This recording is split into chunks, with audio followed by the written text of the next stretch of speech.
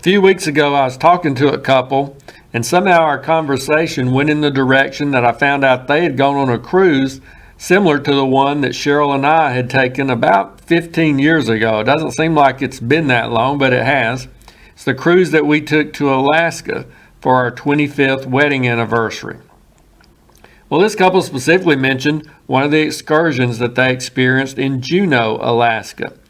And I immediately recognized it as the same place Cheryl and I had gone. It had made an impression on this couple for its uniqueness as it had on us. There was a little place called Glacier Gardens. And this excursion involved being taken around in golf carts through some trails up a mountain and through a rainforest. Now, when Cheryl and I went to it, it hadn't been there all that long. We were told that just a few years earlier, a man and his wife bought part of the land there, and they decided to make some trails and add a few flowers and some other features in order to make it into a sort of a garden. So that's what they started doing. But one day, while this man was in the process of doing that, he was out there on his big piece of earth-moving equipment making these trails up the mountain, there was a landslide. It was a rather sizable and significant landslide. It uprooted a bunch of trees and made a big mess. Not only did that setback mean that the man would have to take a lot of time to straighten out the mess and clean up the damage, but because of the way it altered the landscape, he was probably going to have to change the path of those trails that they had planned. So as you can imagine, this guy was pretty mad and frustrated and disappointed over this setback to their plans. So he took a moment just to vent and let out those frustrations. He used the equipment he was driving to pick up one of those fallen trees, and he grabbed it in the claws of that machinery, and the way he grabbed it just happened to be upside down. Then he took that tree and just slammed it into the ground. He banged it hard a number of times, driving that tree into the ground. Now, I don't know if that made him feel any better or not, but that's what he did. But when he took a breath and calmed back down, he sat there for a moment and then took a look at what he had just done. There was the bottom half of the trunk of that tree sticking up out of the ground with the roots on top and hanging over and kind of hanging over the sides. And as he sat there and looked at it, he suddenly got this idea, or you might be able to call it a vision that he got of what could be done with that upside down tree. He imagined some flowers and plants, kind of like the ones you might see in a hanging basket. He imagined those up there where those roots were and hanging over the edges. So he gave it a try. He tried planting flowers in the dirt and roots of that upside down tree. And it worked. And it looked beautiful and unique. And that ended up actually becoming the signature aspect of this glacier garden. That all along the trail they took these uprooted trees, put them through some process of wrapping the trunk so that they wouldn't easily decay and fall over after a period of time, and they put them upside down in the ground and made something like hanging baskets out of them with beautiful flowers coming out of the tops or what was once the bottoms of those trees and draping over the sides of the trunks. So out of that mess, out of that landslide, that setback, came something unique and beautiful. Sometimes we face circumstances in our lives that are kind of like that. Something happens that suddenly changes our plans or turns our world upside down. In some cases, it may have been partly because of something we ourselves had done. We might have contributed to the mess through making some bad choices, some poor choices. Or in other cases, it may have just been totally out of our control, nothing that we could have done about it, no way we contributed to it. Maybe it was a family issue or some significant physical problem for yourself or somebody close to you, or maybe even the death of a family member or a friend. It might involve suffering some ailment that doesn't let us do many of the things that we used to do. Or it might involve a pandemic and its fallout. Or it might involve some of the other issues that our society as a whole is facing today, things that we don't have much control over. There could be a number of things that come along like that landslide and uproot us and change our plans and disrupt our lives. And suddenly, when all the dust is cleared, we just feel like our lives are like that upside down tree driven into the ground with its roots no longer in the ground but turned upward. It's not normal, at least not what we've known as normal up to this point in our lives. It's not the way we think it ought to be. It's certainly not what we had planned on and what we had hoped for. But aren't you thankful that we serve a God who can make beauty and meaning and purpose out of situations that seem like messes to us? So when we find ourselves in one of those situations, as many of us are today with what's going on in the world, we need to ask the Lord to help us catch a vision for what He might want to do in those circumstances. How might He want to use us to plant some flowers and to bring some beauty and purpose into that upside down situation? Most of us are probably familiar with the story of Joseph in the Bible, talking about the Old Testament Joseph, the one we're told about in the book of Genesis. His life was going pretty well until a landslide hit. You remember what it was? His own brothers sold him into slavery. You remember they had become jealous of Joseph, partly because of their father's favoritism that he wrongly showed toward Joseph. And over time, their jealousy grew and grew into hatred. So they actually thought about killing Joseph, but ended up instead selling him as a slave. And then, as if that wasn't enough, later Joseph got falsely accused of a crime and was put into prison. So things were just going from bad to worse. But hopefully, you know the end of the story. How God eventually brought Joseph out of that prison, making him one of the chief rulers of the land, and how God used him to save his family from starvation during a time of severe famine. We find out that God had a purpose that He was working out through all of that. So that's one of the truths or one of the lessons that we learn from Joseph, how God may be working out His plans and purposes even as we go through hard times and bad situations. But even before God brought Joseph out of slavery and out of prison, before Joseph or anybody else could see what God was doing and how He was eventually going to bring something good out of it all, when everything still looked like a mess, I believe Joseph's attitude, spirit, and actions are an example for us to follow. When his world got turned upside down, what did Joseph do about it? Did he curse God? Or did he just complain and mope around as a slave and then as a prisoner after that until God brought him out of those difficult situations? No. Joseph's tree was upside down and he planted flowers in it. Listen to these verses from Genesis chapter 39. First verses 1 through 4. Now Joseph had been taken down to Egypt, and Potiphar, an officer of Pharaoh, captain of the guard, an Egyptian, bought him from the Ishmaelites who had taken him down there. The Lord was with Joseph, and he was a successful man, and he was in the house of his master the Egyptian. And his master saw that the Lord was with him, and that the Lord made all he did to prosper in his hand. So Joseph found favor in his sight and served him.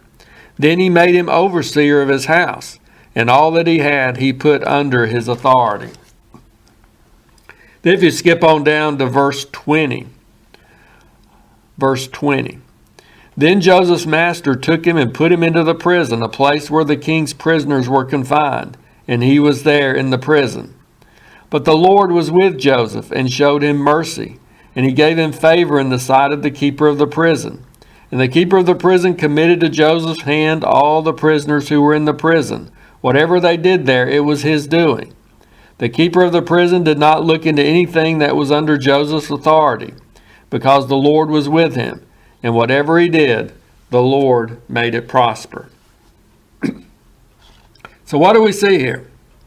When Joseph found himself a slave, what did he do? He became the best slave a master could want. He was faithful, and he worked hard, And on top of that, he lived a godly life and maintained his faith in God. Several times there it says that God was with him. Now, Joseph didn't let his circumstances shake his faith, and so his master saw the beauty and the godliness in Joseph's life and in his character. And he ended up putting Joseph in charge of his whole household. We see something similar later on, that when Joseph got wrongfully accused and thrown into prison, what did he do then? Did he throw in the towel and get discouraged and say, well, that's the last straw. What's the use of trying to do the right thing and trying to serve God? It's just not getting me anywhere. No. Once again, Joseph lived by faith and served God right where he was, there in the prison. Again, it says God was with him. And the jailer noticed it. And he made Joseph something like a trustee and put him in charge of some of the other prisoners. So what's the point for us? Well, we're all going to face some disappointments at times. We're all going to find ourselves in situations when, in spite of all our efforts to do what's right, things still go wrong, or at least, that they go not the way we had hoped they would go. But even then, we can still live for the Lord, and we can find a way with His help to bring some beauty and purpose into that situation. Thinking about Joseph being in prison. I've known some people, both firsthand and then others that I've just read about. People who went to prison, in some cases maybe deserving to go to prison. In other cases, maybe they didn't deserve to be there. Some of them, after they got in prison, put their faith in the Lord. Or a few may have already been believers who were there because of being falsely accused of wrongdoing. But they used their time in prison not only to read their Bibles and to draw closer to God themselves, but to also have a positive impact on others. They used that opportunity to lead Bible studies and counsel other prisoners or be a witness to them, sometimes helping lead others to the Lord. Just the other day, I watched a video of a guy I know personally because he's the son of a fellow minister. He spent years wrongfully in prison, but he used that time to draw closer to God and to minister to others. And he finally got out.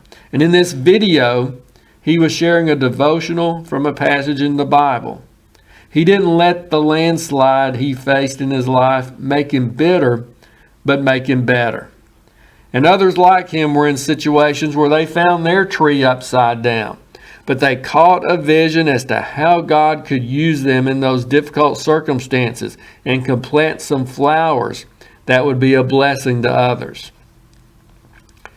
I remember years ago attending a funeral. The man who had died was young. He was only 33 years old when he died of a heart attack. And this guy was seemingly doing a great work for God. He was ministering and effectively ministering to college students. But suddenly he was gone, leaving his wife and partner in ministry behind. No doubt she felt like her world got turned upside down at that point. But I remember at the funeral, she spoke about the fact that even though she didn't understand why this happened, she was trusting that God was going to bring even more good out of this and bring even more people to Christ through her husband's death than those who came to the Lord through his life and ministry. She was trusting that somehow God was going to plant flowers in that upside down tree and bring beauty, meaning, and purpose out of this life-altering event. So I believe the Lord just wants to encourage us to do the same today. Maybe you're going through something in your personal life or in your family. There's been a landslide. Your world is turned upside down. And if you're not going through one of those times right now, one day you will. Or maybe you're just experiencing some of the, if I can use the word, unprecedented circumstances of living in our world here in 2021 with all the upheavals that we're experiencing. Physically, with this pandemic and from the various upheavals in nature that we're seeing, wildfires and floods and hurricanes and such as that. Socially, in various ways, from race issues to immigration, the economy, and the increased violence in our world. The moral upheaval as our society turns away from Christian values, and so much more. For many of us, our world has been turned upside down from what it was just a few short years ago. When that happens, let's ask the Lord to help us have faith in Him and to so live our lives that we can plant some flowers in that situation. That God can use you to bring beauty and purpose and blessing through that difficult situation. Let's say your family has been turned upside down, that things just aren't the same for some reason. Maybe a vital piece of that family is missing now. How can you move forward in some positive ways in your new situation? Maybe you can even honor that missing piece in some way by the way you handle things moving forward. But how can the Lord through you bring some fresh purpose and meaning to your life through this landslide that has occurred? That wife I mentioned whose 33-year-old husband died, she struggled as any of us would in that situation. But eventually, she remarried, she continued her ministry and found ways to honor her late husband through some of it, and is still ministering to college students today. I hear some pastors these days commenting about how church isn't the same ever since the pandemic hit. Some people in their churches haven't come back to attend services again. The crowds at the worship services are less. I hear pastors sometimes refer to how it's more difficult to get motivated and to preach to a sparser, smaller group. Landslides have hit. But maybe we can pray for the Lord to help us use these times to refocus on what's most important, maybe to get our eyes off numbers and programs so much, and to look for different ways to reach people. Maybe even ways to enlarge our influence, even when there's less people attending the worship services. Things are different for many churches these days. But how can we plant flowers in these upside down circumstances? And if you're paying attention at all to what's going on in the world around us today, you know there's a moral and spiritual landslide going on. This world is becoming a crazier place to live in every day.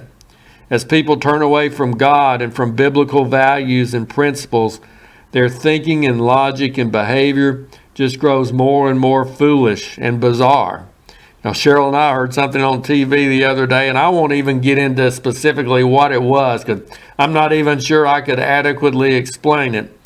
But it just causes us to shake our heads and marvel at how mixed up people are, and how it's hard to understand what people are thinking and why they're doing some of the things that they're doing. It just confirms that when you turn away from what God says, anything goes, no matter how crazy it seems. As we find ourselves living in that kind of an upside down world today, what do? We could condemn it or warn people about it. We could hide ourselves from it, just try to isolate ourselves from it. And there may be a place for some of that. But what about planting some flowers in it too? How can we live in this topsy-turvy world and still be a positive influence for good? What are some ways we can still be a light in the darkness, a source of truth in the midst of all the confusion, a voice of wisdom in the midst of this foolishness? How can we be a channel of God's love in the midst of so much hatred and violence? How can you and I, and the body of Christ as a whole, the church, how can we be a help and a blessing in spite of the way our society is today? We're here in this time and day and age for a reason. Much of what we've known is being uprooted. How can we install some beauty and purpose into it? How can we plant some flowers in this world still? Would you look for ways to do that in your life, in your family, in your situation? Let's pray for the Lord to show us ways to do that individually and as a church. Let's pray for God to use us to be a blessing. In the midst of a mess, God can still use us to be a blessing.